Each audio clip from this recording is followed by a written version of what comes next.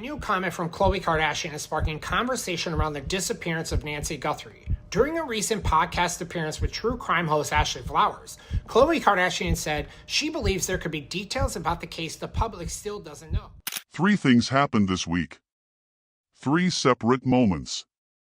3 different sources. And when you line them up side by side, in order, the story of Nancy Guthrie stops being confusing and starts becoming something else entirely. A celebrity with 300 million followers sat down on a podcast and said something about the brother-in-law that is now living inside 300 million households. A retired FBI profiler with 22 years inside the bureau watched the doorbell footage frame by frame and found one small detail that everyone else walked right past. And a county sheriff gave an interview that cannot be reconciled with what the director of the Federal Bureau of Investigation said publicly, on the record, about this exact same investigation. Both of them cannot be telling the truth. Only one of them can. That is where this case stands right now. 100 days in. No arrest. No named suspect. No confirmed answer to the question that sits at the center of everything. Where is Nancy Guthrie? She is 84 years old. She is the mother of NBC anchor Savannah Guthrie. She disappeared in the early morning hours of February 1, 2026, from a quiet neighborhood in the Catalina foothills of Tucson, Arizona. And somewhere inside her chest, a pacemaker is still running. Still logging.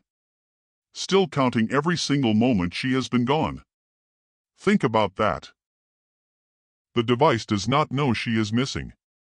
It does not know that over 30,000 tips have poured in. It does not know that a $1.2 million reward sits completely unclaimed. It just keeps working. Keeps recording.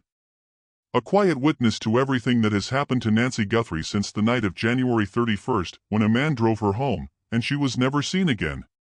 Nancy Guthrie, the mother of Savannah Guthrie, was reported missing in February after authorities said she appeared to have been taken from her Arizona home against her will. That man is Tommaso, AP biology teacher. Son-in-law. The last known person to see Nancy alive. He has reportedly stopped teaching. He and his wife, Annie, Nancy's other daughter, are laying low. And this week, Khloe Kardashian said oof. HI viewers, here is a quick question for the comments. Do you think the family knows more than they are telling the public? Yes or no? Now that question matters more than it might seem. Because what has unfolded over the last 100 days in Pima County is not just a missing persons investigation. It is a case wrapped in sealed records, contradicted timelines, and a silence so deliberate that even the professionals who study silence for a living have started to comment on it. On Mother's Day, Savannah Guthrie posted something that stopped people mid-scroll. No theatrics. No press conference. Just a quiet, devastating line directed at her mother. We will never stop looking for you. 4 days later, this week, the case cracked open again. Not with an arrest. Not with a named suspect. But with 3 separate developments that, when placed together, point in a direction that most of the mainstream coverage has not yet fully addressed. The pacemaker is still running. That single detail does not let go. It was February 1, 2026, at 2:28 in the morning when the last known data point was recorded. Whatever happened to Nancy Guthrie?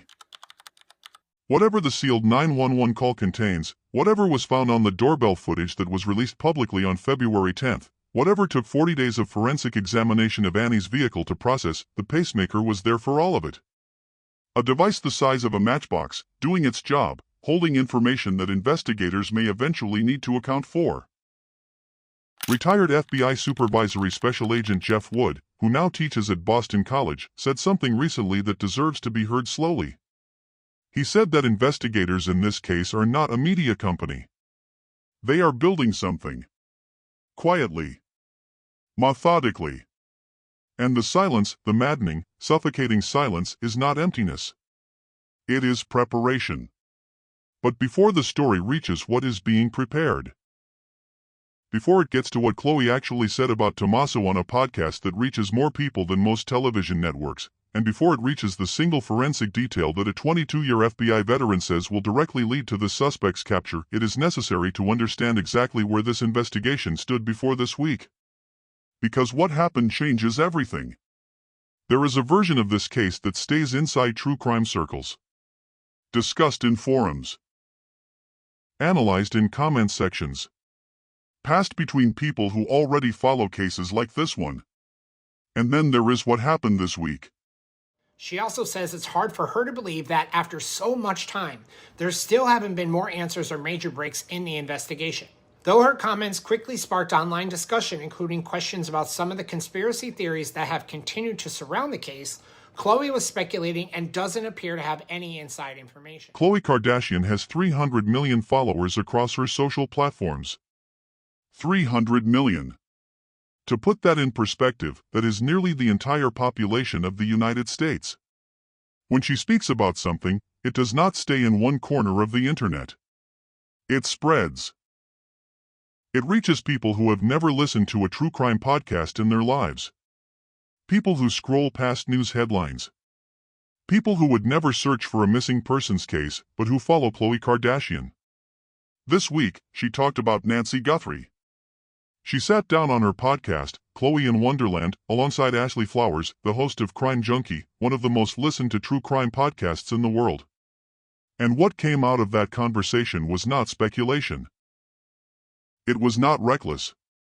It was two women, both with enormous platforms, looking at the publicly available details of this case and saying out loud what a lot of people have been thinking quietly.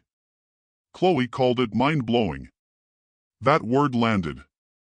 Because when someone with 300 million followers calls a missing persons case mind-blowing, not sad, not tragic, not heartbreaking, but mind-blowing, it signals something specific. It signals that the details do not add up in the way a straightforward case would add up. It signals that there is a layer underneath the surface that is pulling at people. Then the conversation turned to the brother-in-law. Tommaso, AP biology teacher. Married to Annie Guthrie, Nancy's daughter. The last known person to see Nancy alive. He drove her home on the night of January 31st. And when his name entered the conversation, when the brother-in-law angle surfaced, Khloe's response was a single sound. Oof. One word. 2 letters. And it is now living inside 300 million households.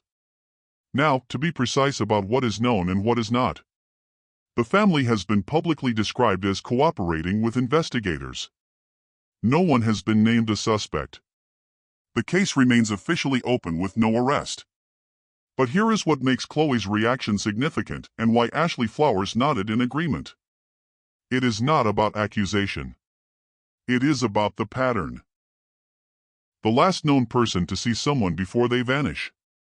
The vehicle belonging to a family member held for 40 days of forensic examination. The silence that has settled over people who, under ordinary circumstances, might be expected to be loudly and publicly demanding answers. Ashley Flowers said it directly. Authorities are not telling the public everything. That is not a fringe opinion. That is the host of one of the most credible true crime podcasts in the world, stating plainly that the official picture is incomplete. This is the Gabby Petito effect. When that case broke into mainstream consciousness, when it left true crime circles and entered popular culture, something shifted. Tips started coming from people who would never have thought to call an FBI tip line. Elizabeth Smart's father said publicly that the media attention surrounding his daughter's case is part of what saved her life. Attention creates pressure. Pressure produces results. And right now, the person who knows something about what happened to Nancy Guthrie on the night of January 31st might not be watching a true crime channel. They might be following Khloe Kardashian. The ransom notes are another detail that Khloe flagged, and it is worth pausing on this. The notes went to media outlets first. Not directly to the family. Not to investigators first. To the press. That detail, sitting quietly in the public record, has an unsettling weight to it. Ransom notes that route through the media carry a specific kind of message. They want visibility. They want public reaction. They want to watch something happen from a distance. That tells investigators something about who they are looking for. The fact that this case has now gone on for more than 100 days without answers is just heartbreaking. And throughout all of this, seeing Savannah Guthrie continue to show strength through her faith and her work in the public eye has really been moving and inspiring to watch. And now, with Khloe's voice amplifying this case into rooms and feeds and morning scrolls that no true crime channel could reach alone, the net has widened in a way it has never widened before. The $1.2 million reward sits unclaimed. The tip line is open. And somewhere in those 300 million households, there may be a person who just heard this story for the first time. Who just felt something shift. Who just remembered something they saw, or heard, or were told not to ask about. But here is what Khloe did not know when she said it. The same week she was calling this case mind-blowing, a retired FBI profiler with 22 years inside the bureau was looking at that doorbell footage frame by frame. And what he found, one small detail that everyone else walked right past, might be the thing that breaks this case open entirely. Jim Clemente spent 22 years as an FBI supervisory special agent. He is not a commentator. He is not a podcaster with an opinion. He is a man who spent more than 2 decades inside the bureau studying criminal behavior at its most precise leveled profiling, behavioral analysis, the forensic psychology of people who believe they have outsmarted a system designed to find them. When Jim Clemente watches doorbell footage, he does not watch it the way a viewer watches it. He reads it. And what he read in the footage from outside Nancy Guthrie's home, footage that was released publicly on February 10, 2026, was a portrait of someone who prepared carefully and executed poorly. Those two things existing together in the same person are extraordinarily significant. Because careful preparation says something about intent. And poor execution says something about experience. Or rather, the lack of it. He used one word to describe the figure on that footage. Bumbling. That word was not chosen carelessly. Jim Clemente does not use words carelessly. Bumbling, in a behavioral analysis context, is a clinical observation. It means the person visible on that footage made identifiable, traceable errors under pressure. Errors that were not random. Errors that carry a signature. Consider what was observed. The figure used foliage, leaves, branches, to try to cover the doorbell camera lens.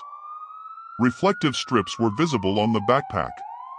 A holster was positioned incorrectly on the body, suggesting either unfamiliarity with the equipment or a hasty decision made in the hours before. These are not the marks of a professional. These are the marks of someone who researched what to do but had never actually done it before. Planning without experience. That combination is dangerous to the person doing it. Because planning without experience leaves traces. Then there is the wrist. At some point during the camera tampering, in a moment visible in the footage, a sleeve shifted. And there, on the right wrist of the figure, what appears to be a tattoo became briefly visible. Brief. Partial. But there. Let that land. In a case with 30,000 tips, a sealed 911 call, 40 days of forensic work on a family member's vehicle, and DNA that sat in a private lab in Florida for 11 weeks, a partial tattoo on a right wrist is the kind of detail that quietly rewrites the entire investigative map. Law enforcement databases contain tattoo registries. The genetic genealogy work being led by C.C. Moore at Estra Forensics, now ongoing at Quantico, operates alongside physical identifying markers. A partial tattoo, cross-referenced with DNA, cross-referenced with a behavioral profile, begins to narrow a universe of possible suspects into something much smaller. And Jim Clemente said something else. Something that deserves its own moment. He said the mistakes made by this person will directly lead to their capture. Directly. Not eventually. Not possibly. Directly. Now think about February 10th. The day the doorbell footage was released to the public. That figure, whoever they are, would have seen themselves on every local news broadcast, every crime alert notification, every shared post on every platform. They would have sat somewhere and watched their own image circulate across screens they could not control. What does a person do in that moment? They change. They react. They tell someone, or they go quiet in a way that is itself a kind of telling. Jim Clemente noted that someone in that person's life noticed something on or around the day that footage went public. A shift in behavior. A strange reaction to a news alert. A question that was not asked. A conversation that stopped too quickly. That person is still out there. They may have 300 million reasons to come forward this week that they did not have before Khloe Kardashian said the word mind-blowing on a podcast. The reward is $1.2 million. It is completely unclaimed. And the tip line 1-800-CALL-FBI does not require a name.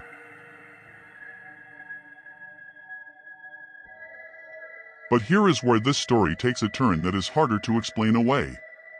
Because while Jim Clemente is saying the evidence is already embedded in this person's mistakes, while the forensic net is quietly tightening, the man responsible for running the official investigation gave an interview this week that directly contradicts the director of the Federal Bureau of Investigation of the United States. And only one of them can be telling the truth. Sheriff Chris Nanos gave an interview recently. He spoke about the volume of work being done. Thousands of videos reviewed.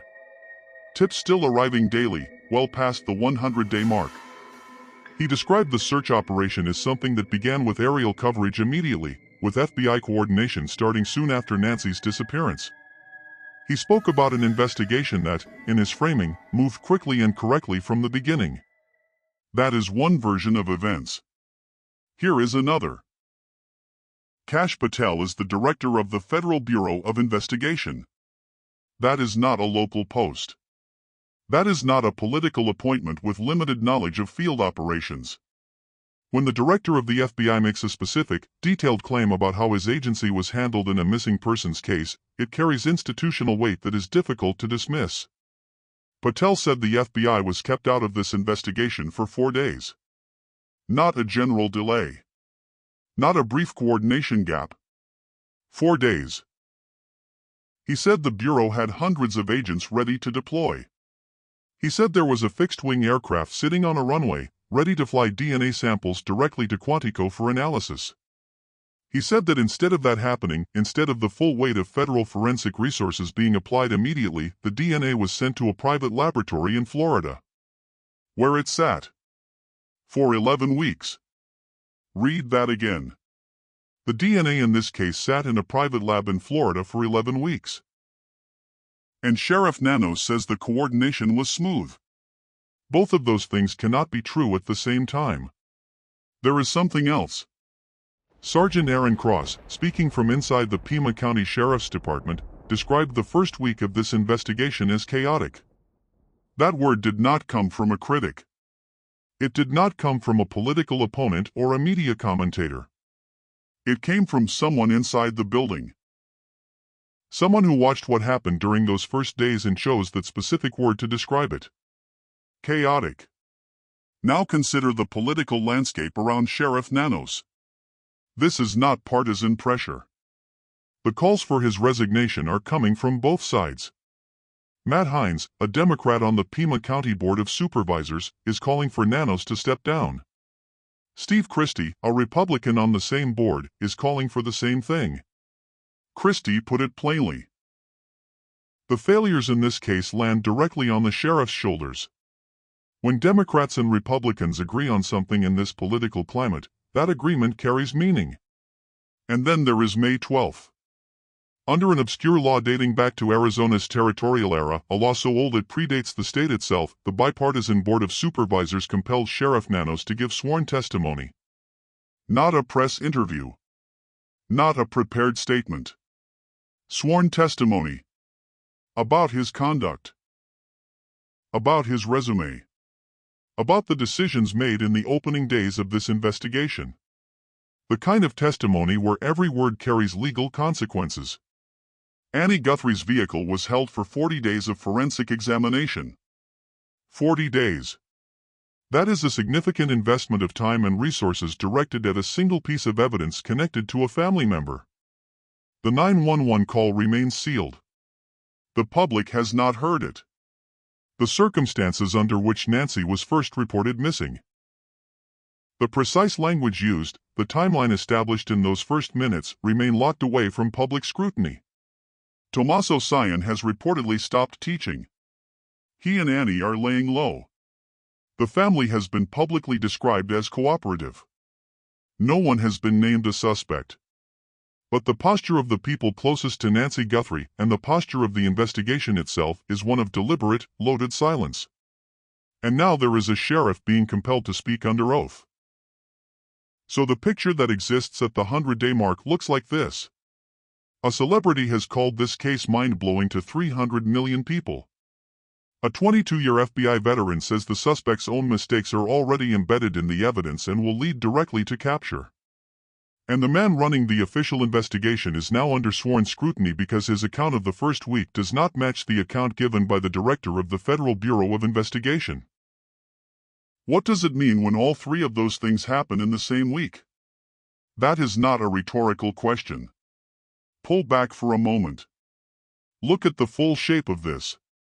A woman named Nancy Guthrie, 84 years old, someone's mother, someone's grandmother, walked into the early hours of February 1, 2026, and did not come back. And in the 100 days since that morning, three separate forces have been building in parallel. Quietly. Separately. Until this week, when they all arrived at the same moment. Public pressure. Forensic optimism. Institutional fracture. Those three forces are now touching. The public pressure piece is undeniable. Khloe Kardashian speaking to 300 million people about this case is not a footnote. It is a force multiplier. The kind of attention that reaches into rooms that investigators and tip lines cannot reach alone. And pulls forward the one person who has been sitting on something, unsure of whether to come forward, calculating whether it matters. It matters. The forensic optimism is Jim Clemente and what he saw in that footage. A partial tattoo on a right wrist. A behavioral profile built from specific, identifiable mistakes. A genetic genealogy investigation running at Quantico under C.C. Moore and the team at Estra Forensics. These are not hopeful gestures.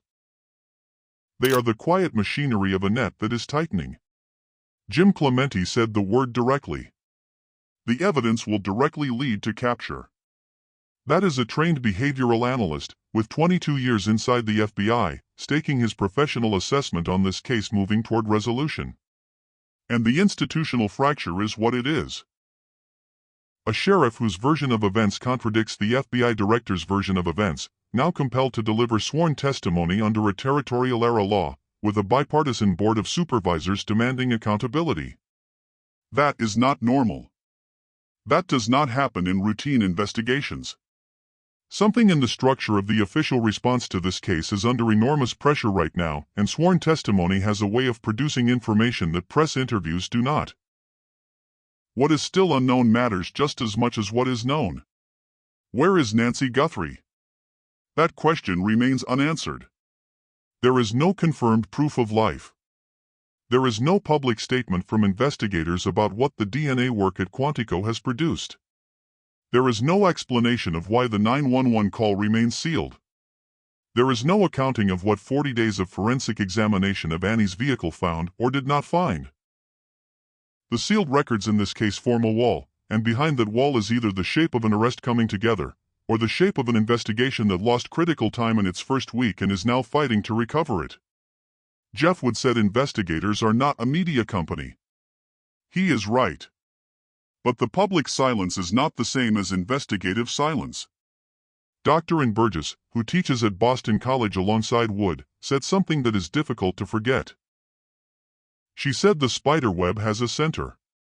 Every thread in this case, the footage, the DNA, the sealed call, the vehicle, the ransom notes routed through the media, the figure with the partial tattoo on a right wrist, every single thread connects to a point. A person. A decision made on the night of January 31st that set everything else in motion. Maureen O'Connell said the silence never holds. It never does. Somewhere in Pima County, or somewhere far beyond it, a person is living with the weight of what they know. They have seen themselves on a screen. They have heard the word bumbling applied to their actions by a former FBI profiler on a broadcast that reached millions of people. They have watched the reward sit at $1.2 million, unclaimed, week after week. They have watched sworn testimony get compelled. They have watched the net draw closer. And this week, they heard 300 million people start paying attention. Nancy Guthrie's pacemaker is still running. Still logging. Still counting every hour of every day since February 1st.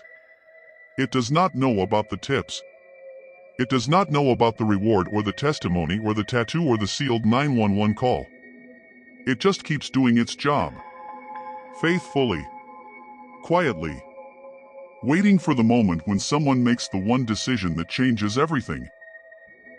On Mother's Day, Savannah Guthrie posted 4 words directed at her mother. "We will never stop looking for you."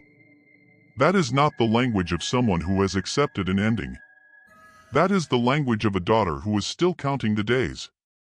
If anyone watching this has seen something, knows something, or remembers something, the tip line is 1-800-CALL-FBI. It is anonymous. The reward is $1.2 million. And it is unclaimed. One phone call. That is all it takes. The reward is unclaimed. The pacemaker is still running. And Nancy Guthrie deserves to come home. There is one more piece of this story that has not been addressed yet. The sealed 911 call. What was said in those first minutes after Nancy was reported missing, the exact words, the timeline, the details locked inside that recording may be the single most important piece of publicly undisclosed information in this entire case. In the next video, there is a deep examination of what sealed 911 calls typically contain, what investigators look for inside them, and why the decision to keep this one locked away from public record may tell a story all by itself. If you thought this week's developments were significant, what is coming next is the detail that changes the shape of everything you just heard. Do not miss it.